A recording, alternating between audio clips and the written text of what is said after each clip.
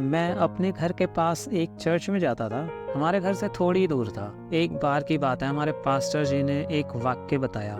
एक महिला थी जो कि एक विडो थी। उसके पति की मृत्यु हो चुकी थी। के पास पैसे नहीं थे ज़्यादा, और उससे के पास खाने पीने की भी बहुत कमी थी कि वो यही सोचती थी कि मैं अपने ज़रूरतों को कैसे पूरा करूं। उसके घर पे खाने को था भी नहीं कुछ, तो उसके हालात तो ठीक नहीं थे, लेकिन वो एक काम लेकिन रोज़ करती थी। उसे रोज़ प्रेयर करने की आदत थी। वो रोज़ घुटनों के टेक के रोज़ परमेश्वर से प्रार्थना करती थी, और वो ये काम करना भूलती नहीं थी। उसका वो रूटीन वर्क था कि मुझे प्रेयर करनी है, ईश्वर के आगे अपने घुटने टेक के प्रार्थना करनी है। तो ऐसी प्रार्थना कर रही थी, ईश्वर से प्रार्थना कर रही थी कि प्रभु तू मेरी हालत को जानता है, तू मुझे जानता है, मेरे पास खाने को भी नहीं है कुछ, कि तू मेरे भंडार को भर दे ताकि मुझे कमी ना हो मेरे जीवन में। तो एक दिन महिला ने दरवाजे पर खटखटाने की आवाज सुनी, और वो बाहर जाके देखा तो दरवाजे पर तो कोई नहीं था, लेकिन उसने देखा दरवाजे पर बहुत ढेर सारी चीजें रखी हुई हैं। उसके जरूरत का सामान था, जो राशन था, जो चाहिए होता है डेली नीड्स, वो सारी थी।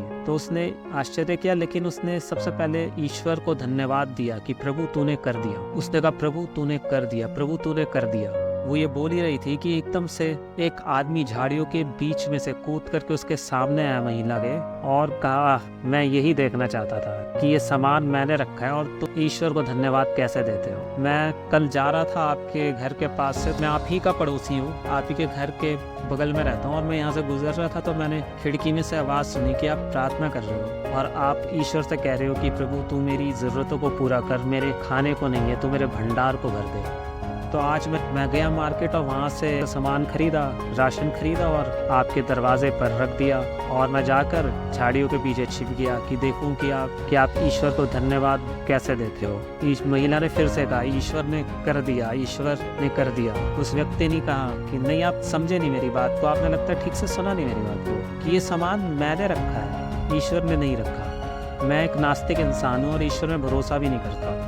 ये सामान मैंने खुद खरीदा, मैं मार्केट गया, मैंने दुकान से सारा सामान खुद खरीदा, क्रेडिट कार्ड से अपने भुगतान करा, पैसे दिए, और इसको अपनी गाड़ी में रखा और गाड़ी को खुद चला के लेके आया, और इस सामान को अपनी गाड़ी से उतार कर मैंने ही रखा आपके दरवाजे पर, और मैंने ही दरवाजे को खटखटाया। ईश्वर ने नहीं खटखटाया आपका दरवाज़ा, और मैं ईश्वर पे भरोसा भी नहीं करता, तो इसलिए मैंने ही रख दिया कि मैं आपकी मदद कर सकूं, कि आपके पास खाने को नहीं है तो मैं मदद करने का मेरे मन में है तो मैंने कर दी, और आप ईश्वर को धन्यवाद दे रहे हो कि रखा तो मैंने, ईश्वर ने कर दिया, ईश्वर ने कर दिया।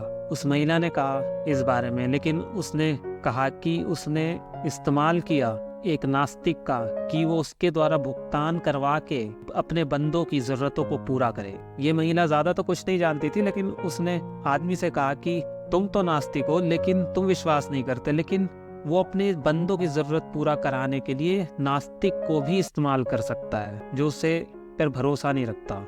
तो मैं आपको इस बात से ये बताना चाहता हूँ कि ईश्वर अपने बंदों के लिए, जो उससे प्रार्थना करते हैं, जो उसमें बने रहते हैं निरंतर, जो उसे नहीं भूलते, जो उसकी वचन पे चलते हैं, वो अपने बंदों की जरूरतों को पूरा करने के लिए, उनकी जो भी इच्छाएं हैं उन्हें पूरा करने के लिए, उनकी जिंदगी को मुश्किल नहीं करने के लिए, उनकी जिंदगी में हर एक वो चीज़ देने के लिए जो वो चाहते हैं अपने जीवन में, वो उन बंदों को भी इस्तेमाल करना जानता है, उन बंदों को इस्तेमाल करता है। मैं आपको ये बताना चाहता हूँ इसके माध्यम से कि परमेश्वर इतना सामर्थी है कि वो बुरे लोगों को भी अपनी अच्छाई के लिए इस्तेमाल कर सकता है, और वो करना जानता है। चाहे कोई पापी या कोई नास्तिक ईश्वर को ना माने, लेकिन ईश्वर अपने बंदों की जरूरतों को पूरा कराने के लिए, अपने बंदों को परेशानी से बाहर निकालने के लिए पापी तक का इस्तेमाल कर सकता है, जो ईश्वर को नहीं जानता या उसके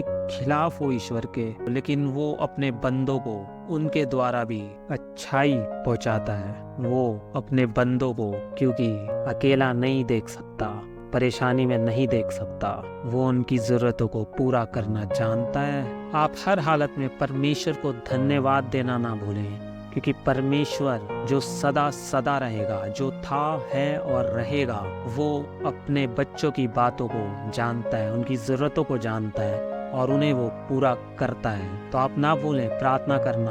आप रोज प्रार्थना करें, आप रोज सुबह प्रार्थना करें, सोने से पहले प्रार्थना करें। वो आपकी ज़रूरतों को पूरा करेगा और वो आपको नहीं भूलता। इसलिए आप भी उसे ना भूलें और उसमें निरंतर बने रहें। प्रार्थना करना एक प्रोसेस है, जैसे एक पढ़ाई प्रोसेस है कि आप नर्सरी से शुरू करते हो और 12th तक आप पढ़ते रहते हो। चाहे बीच में फेल भी हो जाओ या आपके कम मार्क्स भी आए, लेकिन आप पढ़ना नहीं छोड़ते। ना आप माता पिता आपको पढ़ाई छुड़वा के घर पे बिठाते हैं कि आप छोड़ दो पढ़ाई क्योंकि तुम फेल हो गए या तुम्हारे मार्क्स कम आए। ये एक प्रोसेस है जो हमें निरंतर करना होता है। और आप नर्सरी से पढ़ते पढ़ते फर्स्ट क्लास में आते हैं, सेकंड में आते हैं, 10th के एग्ज़ाम्स देते हैं बोर्ड के, फिर 12th में आते हैं, फिर आप कॉलेज में जाते हैं। एक प्रोसेस है, एक निरंतर। वैसे ही प्रार्थना भी एक प्रोसेस है जिसमें हमें निरंतर बने रहना और भूलना नहीं है प्रार्थना करने को। प्रार्थना करें, ईश्वर में बने रहें। मैं आपको ये बताना चाहता हूँ इस वाक्य के बारे में कि मैं खुदा के बारे में, वो पापी को भी इस्तेमाल कर सकता है अच्छे लोगों की मदद के लिए, अपने बंदों के लिए, क्योंकि वो अपने बंदों के लिए हर एक वो काम करता है जो परमेश्वर चाहता है कि अपने बंदों को दे, क्योंकि उसके बंदे उसमें निरंतर बने रहते हैं। वो उनकी प्रार्थना को सुनता है और जानता है अपने बच्चों की ज़रूरतों को, और वो अपने बच्चों की ज़रूरतों को किसी भी माध्यम से पूरा कर सकता है। जो व्यक्ति जिसने मदद की इस महिला की, वो एक नास्तिक था, लेकिन परमेश्वर ने उसको इस्तेमाल किया कि वो अपने बंदों की ज़रूरतों को, उसके बंदे की पुकार को उस नास्तिक व्यक्ति के द्वारा पूरा किया जाए, ताकि वो नास्तिक व्यक्ति भी जाने कि इस महिला ने जो प्रार्थना की अपने प्रभु से, अपने ईश्वर से, वो व्यर्थ नहीं थी। वो उसके द्वारा, उस महिला के द्वारा, उस व्यक्ति में भी, उस पापी में जो नास्तिक है, उसमें अपने विचारों को और अब परमेश्वर अपनी महिमा को उस नास्तिक को भी दिखाना चाहता था कि इस महिला की ज़रूरतों को पूरा जो उसने करा है वो उस व्यक्ति ने तो किया, लेकिन उसको करवाने वाला, महिला की पुकार को सुनने वाला परमेश्वर था, और उसने इस व्यक्ति के द्वारा पूरा किया, ताकि वो व्यक्ति ये जाने कि जिस प्रभु को ये महिला पुकारती है वो सच्चा है और अपने बच्चों की प्रार्थना को सुनता है, ताकि ये नास्तिक भी इस महिला के द्वारा विश्वास ला सके। इसलिए वो ये धन्यवाद देने का समय है दोस्तों। धन्यवाद दे प्रभु को जोर से पुकार के कि वो आपकी ज़रूरतों को पूरा करता है, वो आपकी ज़रूरतों को जानता है। आप प्रार्थना में लगे रहें और निरंतर पुकारे प्रभु को, घुटने के बल टेक के प्रार्थना करें। वो आपकी ज़रूरतों को, आपकी परेशानियों को जानता है। आप चाहे खुशी में हो तो प्रार्थना करें, आप किसी परेशानी में हो तो प्रार्थना करें। हर एक बात के लिए प्रभु यीशु मसीह को धन्यवाद बोले और उसमें बने रहें और उसके नाम को पुकारें और उसको धन्यवाद देना ना भूलें। चाहे आप किसी भी परेशानी में हो, किसी भी खुशी में हो, लेकिन धन्यवाद प्रभु को दें। कमेंट बॉक्स में आप हमें लिख सकते हैं कि आप गवाही देना चाहते हैं, गवाही को दें, ताकि हम आपकी वो गवाही को, तो हम आपको अपना ईमेल आईडी प्रोवाइड करेंगे कि आप उसमें अपने इस वीडियो के माध्यम से, ताकि लोगों का विश्वास प्रभु यीशु मसीह में सदा सदा के लिए बना रहे।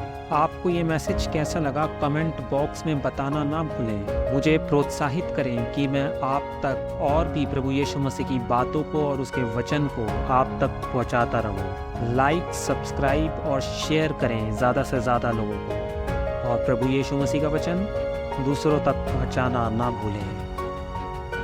God bless you. आप सभी को शैलोम। धन्यवाद के साथ स्तुति गा